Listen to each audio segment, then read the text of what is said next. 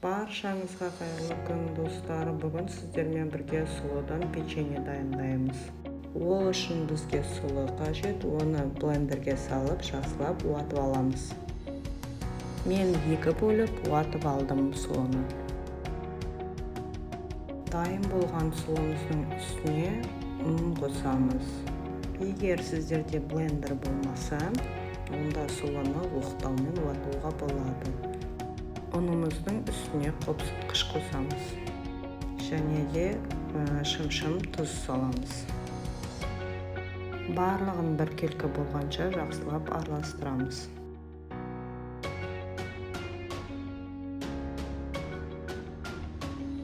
Бөлек ыдысымызға сармайымызды салып, оның үстіне шекерімізді қосып,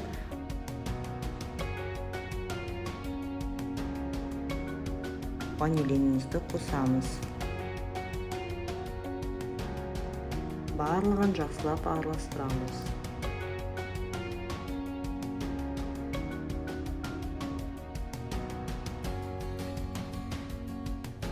Барлығын араластырып болған соң, жаңағы ұнтақ қоспамызды қосамыз. Енді екеуін жақсылап араластырамыз тағы да.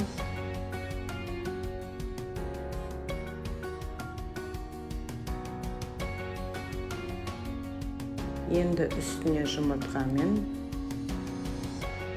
балымызды қосамыз.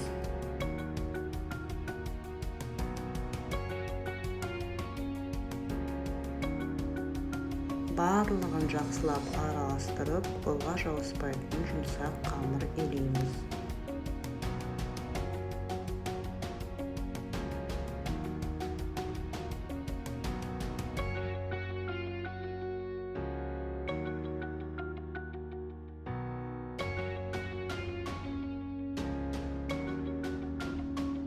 Менде осындай қамыр дайын болды. Дайын болған қамырымыздың шетінен кішкене үсіп алып, осылай қолымызбен дөңгелетіп печеньелер жасаймыз.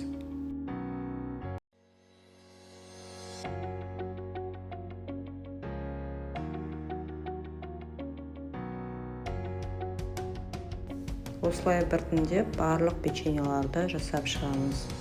Үстінен кішкене басуыңызға болады, ол өз қалауыңыз. Егер де қалың болып піссін десеңіз, онда үстінен баспай-ақ қойыңыз. Егер сізге жұқа ұнайтын болса печенье, онда үстінен басып шығыңыз.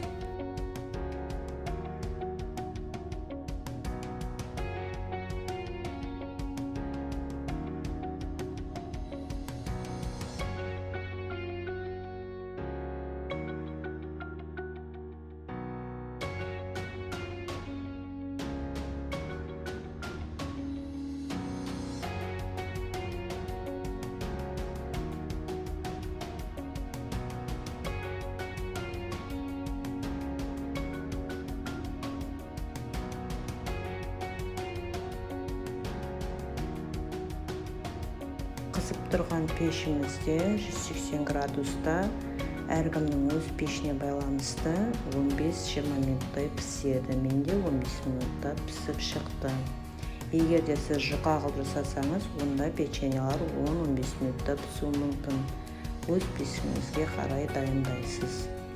Барлығымыздың пештеріміз әртүрлі болғандықтан, пісу уақыты да әртүрлі болады. Егер де пешіңіздің уақытын білмесеңіз, онда печеньелердің астын көтеріп қарасаңыз, егер асты піскен болса, үсті ақ болса, онда уже пісті деген сөз. Барлық печеньелер солай пісіп шығады. Баршаңызға ас болсын, сіздермен бірге болған жансая. Маған лайк басып, комментарий жазуды ұмытпаңыздар. Тағы да менен қандай рецепттерін күтетіндеріңізді комментарийға жазып кетіңіздер. Менің рецепттерім ұнаса, достарыңызбен бөлісіңіздер. Менің видеомды соңына дейін қарағандарыңыз үшін баршаңызға рахметімді айтамын. Сау болыңыздар.